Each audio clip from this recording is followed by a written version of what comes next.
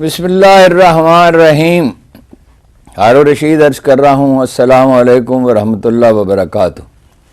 ख़बर तो आप सुन ही चुके, रावलपिंडी के कमिश्नर लियाकत अली चट्ठा ने इस्तीफ़ा दे दिया है और उनका कहना ये है कि मैंने फजर की नमाज के बाद ख़ुदकुशी का इरादा किया, लेकिन फिर मैंने सोचा कि ये तो कोई मुनासिब बात नहीं है, मुझे सारी बात खोल के बयान कर देनी चाहिए, चाहे मुझे उसकी सज़ा भुगतने पड़े। इस्तीफ़ा भी उन्होंने दे दिया और ये भी कहा कि मैं हर सज़ा भुगतने के लिए तैयार हूँ, मुझे लियाकत बाग में रावलपिंडी के बेशक फांसी दे दी जाए, मगर ये कि वो बहुत रंज का शिकार हैं, शदीद गुस्से में हैं। और उन्होंने ये कहा कि चीफ़ इलेक्शन कमिश्नर और चीफ़ जस्टिस के साथ भी यही होना चाहिए। मेरा ख़्याल है कि उनके रंज को थोड़ी देर के लिए भुला देना चाहिए और जिस नुक्ते पर उन्होंने ज़ोर दिया है उस पर गौर करना चाहिए। ये तो सारी दुनिया चीख रही थी, सारी दुनिया का मीडिया कह रहा था, पाकिस्तानी अवाम चीख रहे थे, और मगर ये गवाही जो है इसकी अहमियत ज़्यादा है। उन्होंने कहा, जानते तो हम सब थे, मगर जिस लहजे और जिस अंदाज में और जिस वसूख से और जिस कतईयत के साथ उन्होंने कहा कि हम सब धांधली के मुर्तकब हुए हैं, मैं खुद इसका ज़िम्मेदार हूँ, मैंने अपने मातहतों को गलत काम करने के लिए कहा। 70 हज़ार की लीड रखने वाले उम्मीदवारों को हरा दिया गया और जालसाजी की इंतहा कर दी गई। ये उनके एग्जैक्ट अल्फाज नहीं हैं, बिल्कुल मफहूम यही है। तो जब लोग ज़ाहिर है सब फ्रस्ट्रेशन का शिकार थे और ये वाज़ेह है कि इस इलेक्शन को कोई मानने के लिए तैयार नहीं था। आईजी पंजाब ने जो एक चाबी का खिलौना है, नामज़द चीफ़ मिनिस्टर मोहतरमा मरीम नवाज़ को प्रोटोकॉल मुहैया कर दिया है, 4 स्क्वाड दे दिए हैं और जैमर दे दिया है और जश्न मनाने की तैयारियां की जा रही हैं, लेकिन ये जश्न अब हो नहीं सकेगा। अब इसके सिवा कोई चारा नहीं है कि इस इलेक्शन को मनसूख किया जाए, नया इलेक्शन कराया जाए और नया इलेक्शन नए सोशल कॉन्ट्रैक्ट के तहत होने चाहिए, एक एग्रीमेंट होना चाहिए, क्योंकि फ़िज़ा में अगर इतनी ही तलखी रहेगी, बल्कि ऐसा लगता है कि बढ़ती चली जाएगी और नून लीग को इक़्तिदार सौंपने का और पीपल्स पार्टी को सिंध और बलूचिस्तान हवाले करने का और पंजाब और मरकज़ उसके हवाले करने का फ़ैसला जो है उसको मुसल्लत करने की कोशिश की जाएगी, तो मुल्क में अमन नहीं हो सकेगा। दुनिया भर के इकानॉमिस्ट समेत और ब्लूमबर्ग समेत दुनिया भर के जराइद कह रहे हैं कि माशी तौर पर ऐसी तबाही आएगी जिसका अंदाज़ा नहीं किया जा सकता। और यूरोपीय यूनियन ने पाकिस्तान को मतलब जमहूरियत की बजाय एक अथॉरिटेरियन स्टेट करार दे दी है, यानी यहाँ डिक्टेटरशिप है, इलेक्शन में बड़े पैमाने की धांधली हुई है। यूरोपीय यूनियन ने इम्प्लाइड धमकी भी दी है कि जीएसटी स्टेटस ख़त्म कर दिया जाएगा, यानी टेक्सटाइल की जो बरामदात हैं उन पर टैक्स की रायत ख़त्म कर दी जाएगी। 20 से 30 बिलियन डॉलर हमें दरकार हैं अगले चंद महीनों में कर्ज और सूद की वापसी के लिए, जो ज़ाहिर है मुहैया नहीं है। अमेरिका, बरतानिया और यूरोपीय यूनियन समेत बल्कि अक़वाम मुत्तहिदा ने भी इसको मुस्तरद कर दिया है, सारी दुनिया ने मुस्तरद कर दिया है। अब नए इलेक्शन के सिवा कोई चारा ही बाकी नहीं रहा। पाकिस्तान का जमहूरी निज़ाम नाक़िस है, न राय आमा की इसके लिए कोई तरबियत की गई है, न लीडरों की कोई तरबियत है, न इसमें दयानत व अमानत की कोई अहमियत है। ये ताकत के बलबूते पर पहले भी इस तरह के फ़ैसले होते रहे, लेकिन ऐसी भयानक सूरत हाल इससे पहले कभी नहीं की गई थी। इसके ज़िम्मेदार बुनियादी तौर पर नवाज़ शरीफ साहब हैं, उन्होंने ये सब मैनेज किया और बाकी लोग जो हैं वो आला कार बनने पर तैयार हो गए। सिविल सर्विस को इस्तेमाल किया गया, हत्ता कि अदालती निज़ाम को इस्तेमाल किया गया, पुलिस को इतनी बेरहमी से इस्तेमाल किया गया कि इसकी कोई मिसाल नहीं है। जमहूरियत का सादा सा उसूल ये है कि जिस पार्टी को अक्सरियत हासिल हो, जो इब्राहिम लिंकन ने कहा था, अवाम की हुकूमत अवाम के ज़रिए अवाम के लिए, उसके बिल्कुल बरक्स ताकत की हुकूमत ताकत के ज़रिए और عوام کی بجائے طاقت کے بل پر، لہذا یہ تو اب ہو نہیں سکتا۔ فوری طور پر جو ہے وہ نظر ثانی اس پہ کرنی چاہیے۔ سپریم کورٹ میں مقدمہ دائر کر دیا گیا ہے، اس میں شکوک و شبہات پائے جاتے ہیں کہ ایک اجنبی ایک ایسے شخص نے جسے کوئی نہیں جانتا اس کے ذریعے مقدمہ دائر کیا جا رہا ہے، تو لوگوں کو شبہ ہے کہ اس کو نمٹا دیا جائے گا، اور بعض لوگ کہتے ہیں کہ ممکن ہے سپریم کورٹ کو درمیانی راستہ نکالے، لیکن عدالتی نظام پر لوگوں کا اعتماد ختم ہو چکا ہے۔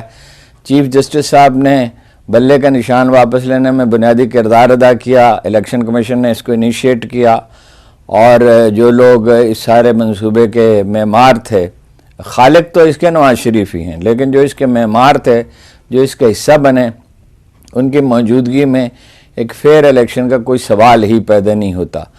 لہذا چیف الیکشن کمیشنر کو تو فوراً مستعفی ہونے چاہیے۔ رہ گئے چیف جسٹس، تو ان کے پاس یہ موقع موجود ہے کہ وہ انصاف سے کام لیں، اور انصاف کے تقاضے واضح ہیں۔ میں انصاف کہہ رہا ہوں، میں یہ نہیں کہہ رہا کہ وہ فلاں کے حق میں فیصلہ کریں۔ انصاف کا جو بھی تقاضا ہے وہ پورا کرنا چاہیے۔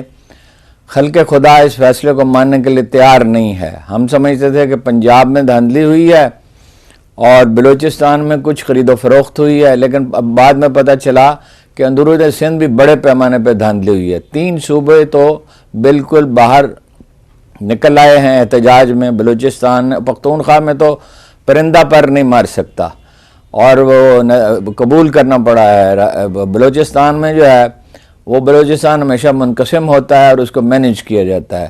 سندھ میں کل سے مظاہرے ہو رہے ہیں، اور اتنے بڑے مظاہرے ہیں کہ جس کی کوئی امید نہیں کر رہا تھا۔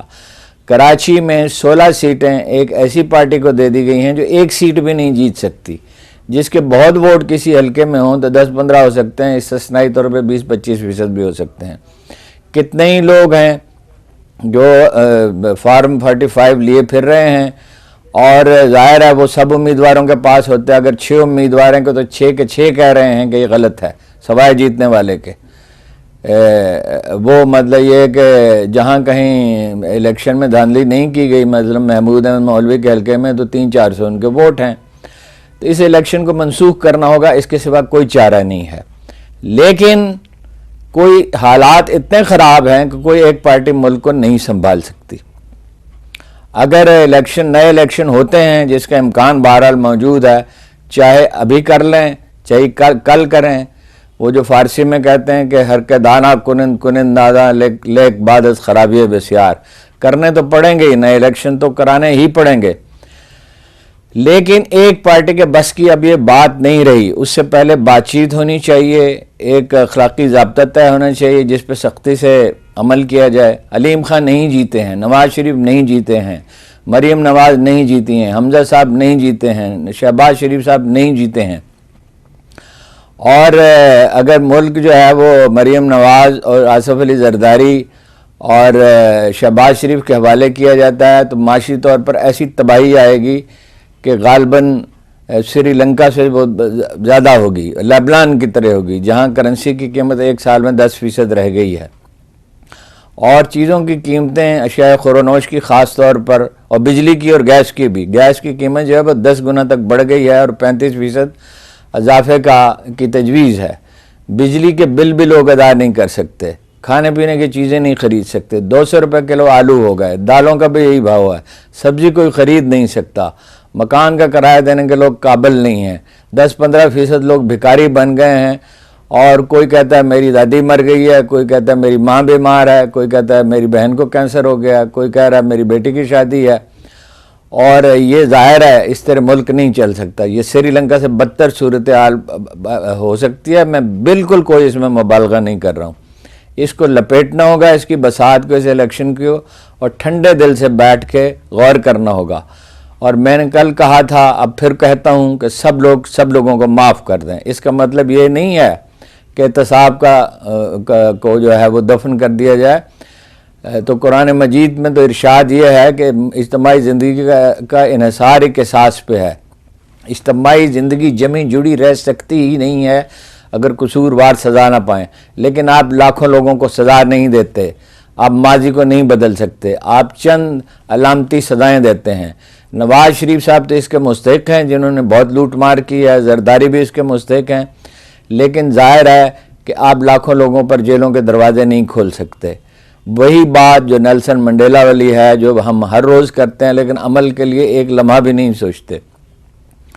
ٹروتھ اور ریکنسیلیشن کا راستہ اختیار کرنا چاہیے، جن لوگوں کی غلطی ہے وہ معافی مانگیں، جن کو معافی دی جا سکتی ہے ان کو معافی دے دی جائے، لیکن وہ اس کی قیمت ادا کریں، لوٹ مار کا مال واپس کریں، لیکن یہ کام کوئی ایک شخص یا ایک پارٹی کے ہاتھ میں نہیں ہونے چاہیے۔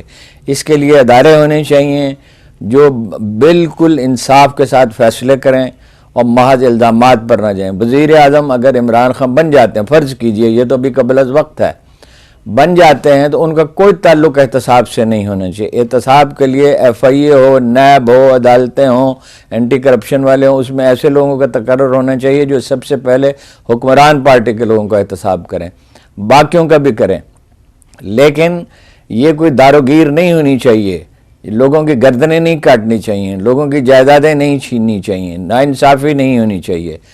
انصاف وہ واحد چیز ہے کہ اعتدال اور انصاف ہی وہ چیز ہے اور حکمت ہی وہ چیز ہے جس کے ذریعے اتنے بڑے بحران سے نکلا جا سکتا ہے، اور پھر بھی معیشت کی تعمیر کے لیے کئی سال درکار ہوں گے، اور ساری قوم کو اس کے لیے یکسو ہونا پڑے گا اور قربانی دینی پڑے گی۔ صرف یہ وہ واحد راستہ ہے جس کے ذریعے قوم کی عزت بحال ہو سکتی ہے، معیشت بحال ہو سکتی ہے اور مستقبل کے منور ہونے کے امکانات پیدا ہو سکتے ہیں۔ 75 برس اتنی غلطیاں ہم نے کی ہیں کہ مزید غلطیوں کی اب کوئی گنجائش نہیں ہے۔